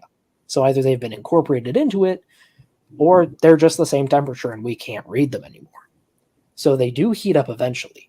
As for why they remain cool for so long, that's actually an interesting question. So these subducting oceanic plates are very, very saturated with water because they've been under the ocean. And water absorbs heat very well. So it absorbs heat from the surrounding asthenosphere, from the surrounding mantle, and the water escapes, taking the heat with it. That helps keep it cool. It's the same system as when you sweat.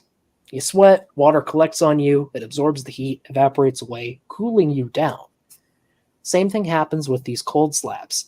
It then goes upward, and that's often why we get volcanoes at convergent plate boundaries. Because the water comes up, reduces the melting temperature of the rock, and lets it melt and form volcanoes. So we have a mechanism for why cold slabs remain cold. Let me ask our moderator, how close are we to the audience Q&A now? We're over it. I was just letting it go on because we only had a couple questions. So I'll give you 2 minutes to respond to this, and then we'll do the closing statements and then jump into it. Okay? Okay, very well. My response to that is this.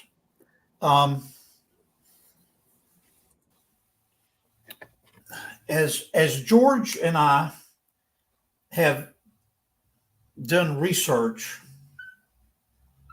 on these objects that are called blobs, BLOBS, that are at depth at the crust mantle boundary and below, some of these units are some of these objects, I guess you would call them, are associated with the Hawaiian island chain. Now, this is a cross section here. Let me switch this around now and draw a map view of the Hawaiian Islands through, even in a young Earth viewpoint, they have shown changes with time. And so now we're looking at a map, with this being north. If I can draw an N here accurately. And it is true that you can trace the growth, if you will, of the Hawaiian Island chain with time from the southeast to the northwest in that area of the Pacific Ocean. When we've looked at the movement in this period of time, we don't see a necessity for this movement to be very slow, but rather it could occur rapidly. And the physics that we're working on is what is the physics?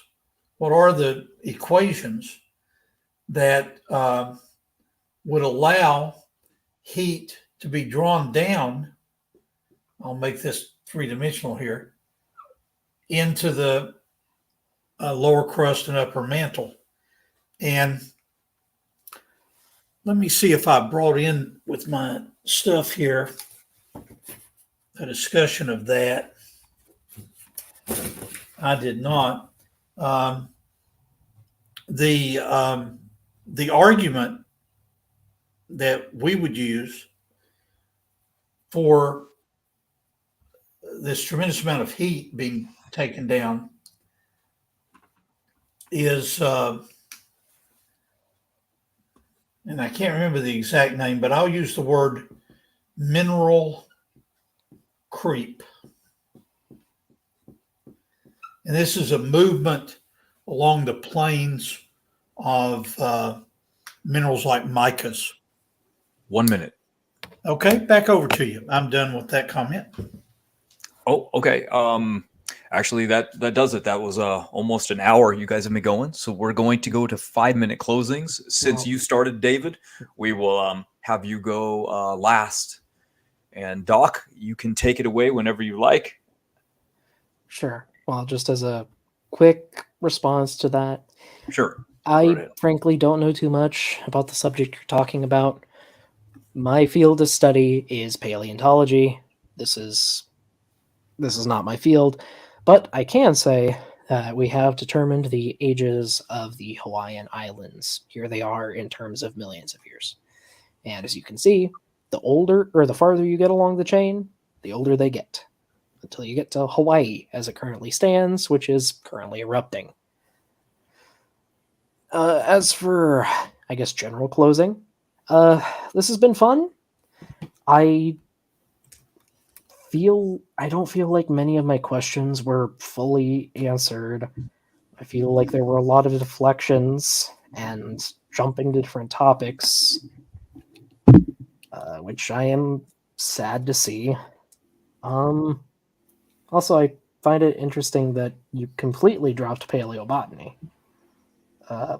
But that's just a side note. If you want to talk about whale evolution in the future, I'd be down for that. It's actually a topic I am very fascinated by, even though I like dinosaurs. But I think that'll do for my closing. Thank you again, David. Thank you, Donnie. Thank you, Matt. Thank you, everyone in the audience. And if you want the discussion to keep going, I'll be hosting an after show when this debate is finished. All right. Thank you for telling me about that. I've appreciated this debate also. All right, David, your turn for a closing. Okay, good. I realize that at the very beginning of this debate, my opponent preferred not to talk about the Bible in any way, the historicity of the Bible, the fact that it's a trustworthy document. But in my closing, I do want to bring it up as an important issue to me, because if all I knew was the vertebrate paleontology I've been taught, the paleobotany I've been taught over the years of my training, I would not have a framework to understand what rocks might be associated with the creation week, such as Bob Gentry's granites, for example, why the granites would form a foundation of the continental masses, and then there are sedimentary rocks that are on top of those. From my viewpoint, the fact that sedimentary rocks are found on top of granites and metamorphic rocks that contain no fossils is a powerful argument for a worldwide flood. Worldwide flood would predict that we would find rocks from creation, which would be rocks without fossils. Now, how biblically would you know that? Well, a fossil is an evidence of death, and there was no death at creation. Death came later on as a punishment of God on the whole creation. And so finding fossil-bearing rocks on top of rocks without fossils is an overall model that supports what the Bible says.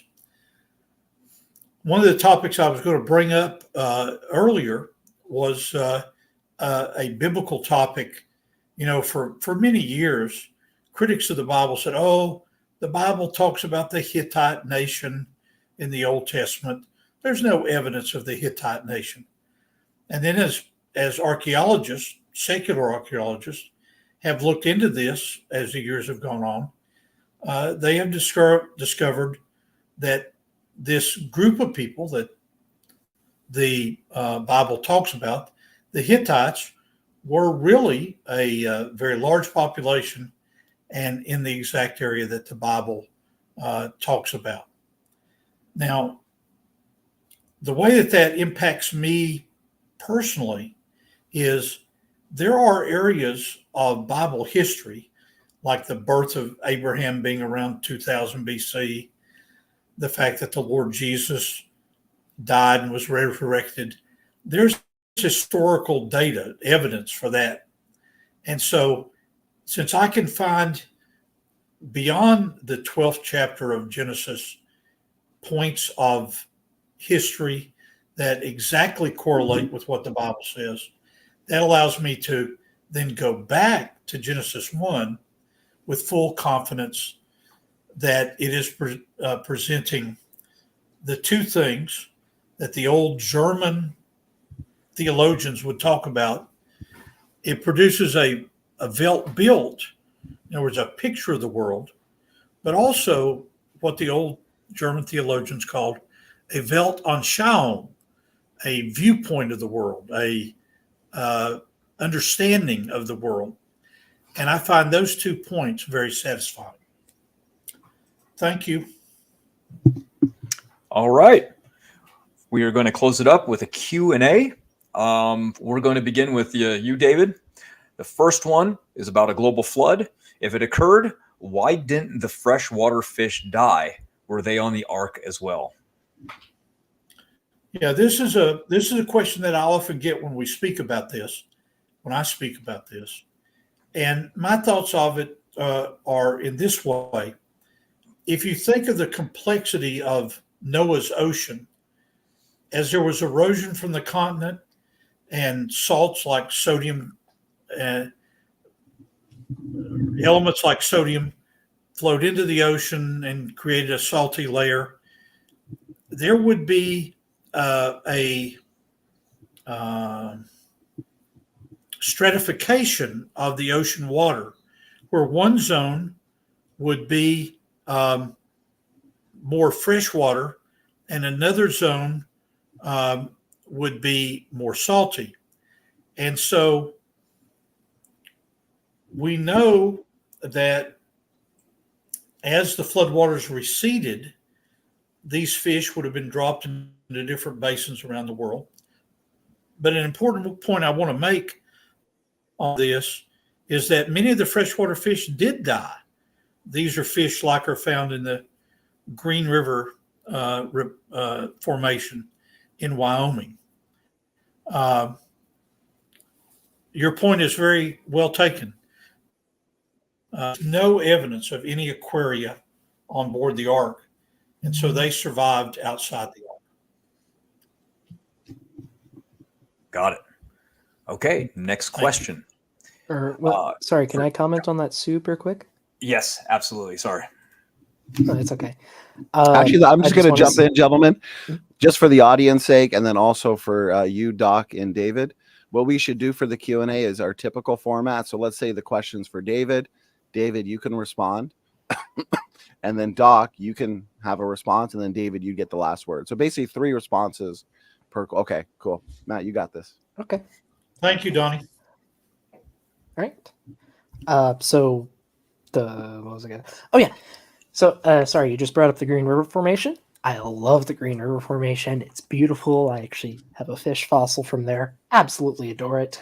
And the Green River Formation also has a seasonal varve sequence that in total goes between 5 and 8 million years. So it's just interesting.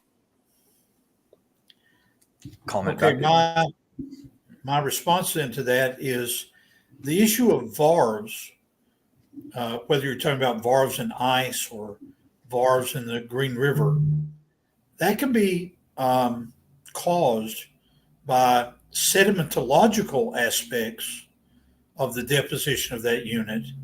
It does not necessarily have to be some sort of annual varving.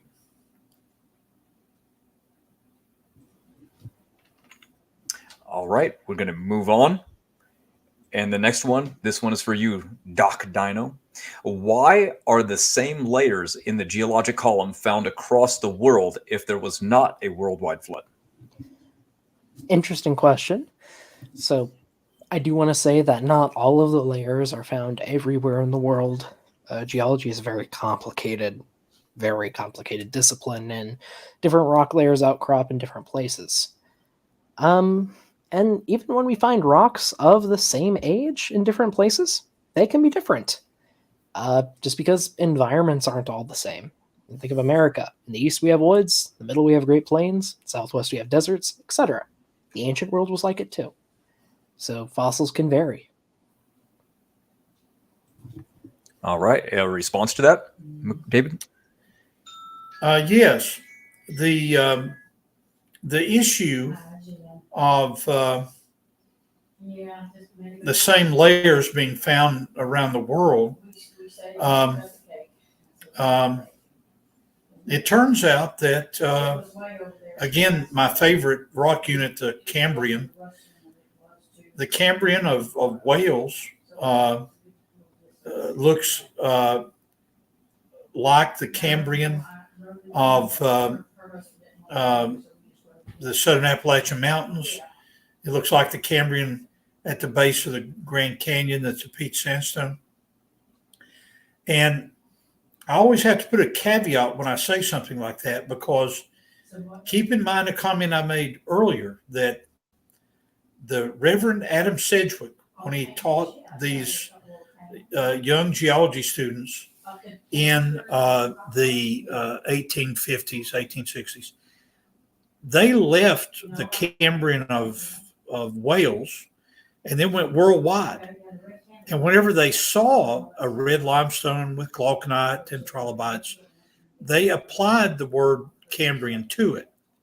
And in their minds, I don't think they knew, or maybe they did know, that these terms were actually geographic terms coined by creationists. The Devonian, the Devonshire area had predominantly fish fossils. And so you can go around the world like that. So that would be my counter on that.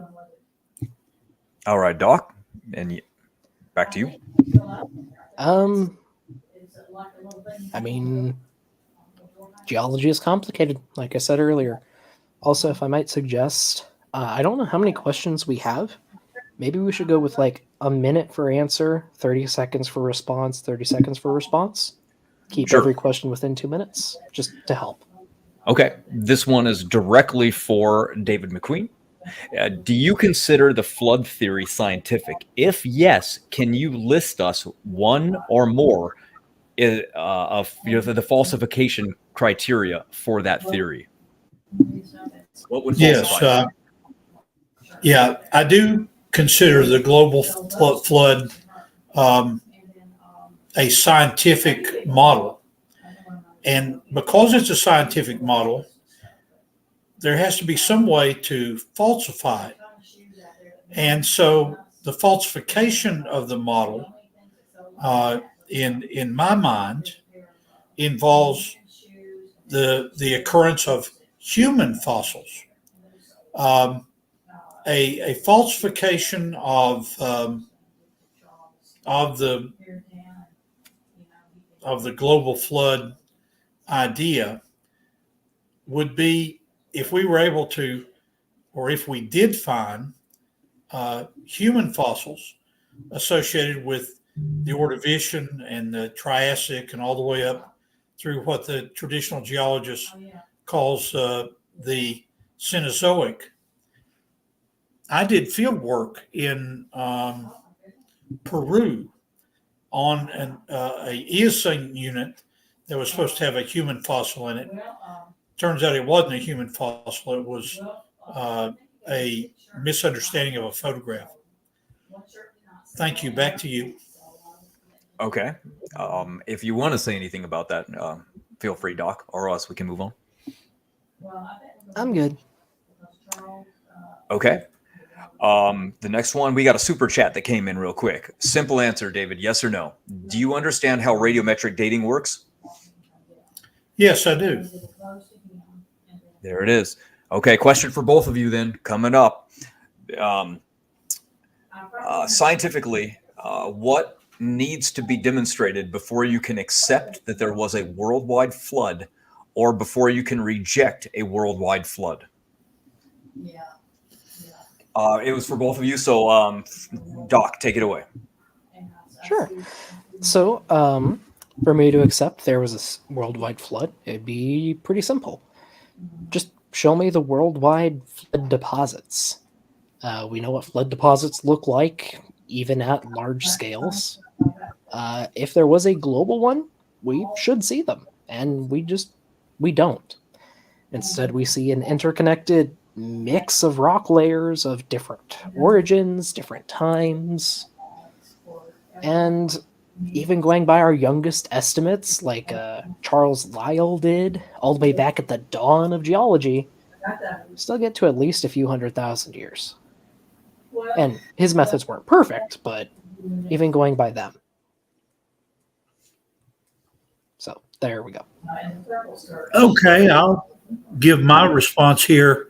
What would I find that would cause me to reject the worldwide flood? If we were to find in a sequence of rocks like the Green Canyon or a sequence of rocks, one of the best preserved sequences that starts in the traditional Precambrian, Mesozoic, Paleozoic, Cenozoic, Mesozoic, is in Northwest Africa, Morocco. If I could be taken there and then I'm walking up these rocks that I would have considered before to be flood year rocks, if I go up to a certain point and find trilobites and human fossils, then I keep going and I find fish and human fossils, then I keep going and I find human fossils scattered throughout that sequence, that would argue against a worldwide flood to me. Okay. Doc, any last words? Not at the moment, other than David. I think your wife is talking on the phone in the background. It's bothering a lot of people in the chat. Okay. One moment here. Could you mute me for a... You are muted.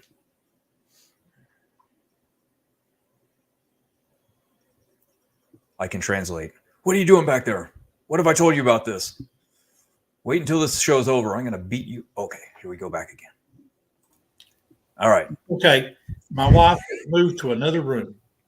Okay. All right. Last question coming in. David McQueen, it's for you. If the continents were still floating on a layer of water and the atmosphere was expanding, wouldn't that lessen the heat and dissipate some of it? So for the heat problem, the continental movement. Right? Yeah. Those of you that have studied the different viewpoints of individuals on the creation side may have heard of what's called a hydroplate model. And this is what this is a reference to. I reject the hydroplate model. I don't think there was a layer of water that the continents were moving on top of. My formal training is as a groundwater geologist, and it's simply not the case that we find evidence of that in the rock record. All right, Doc, you were up. I'm good. Okay. That was pretty much it. That does it for time. And if you guys want to head over to Doc channel, feel free to leave a link in the description or in the live chat right now to your channel, since you were going to be doing the after show. I don't see anyone else that had posted. Sure. I can't post links in Donnie's chat. Here it is in the private chat if you want to share it. Okay. I will say it is an open mic after show. Anyone is welcome, be they creationist or not. Yeah, come have some fun. I'll start in about 5 minutes. And I'll comment again. I want to thank you once again for being part of this debate. You've done a very sophisticated job. I will not join the after show simply because my wife and I have spent most of the day with an elaborate garage sale, and I just have run out of steam and also about to run out of voice. You and I will debate again, okay? Sure. If you want to talk about whale evolution, that sounds fun to me. Very good. I'll go ahead and move down and leave the studio. My thanks to you and Donnie and all the team at Standing for Truth, okay? Good night. All right, everyone. Have a good night. Oh, I And see you forgot next to time. tell a joke. George Oh, always no, go tells a ahead. joke. You got to have a joke. How come you can't How come you can't trust a staircase? The answer is it's always up to something. A staircase Nice. is always up to something. That's a terrible joke. Bye-bye.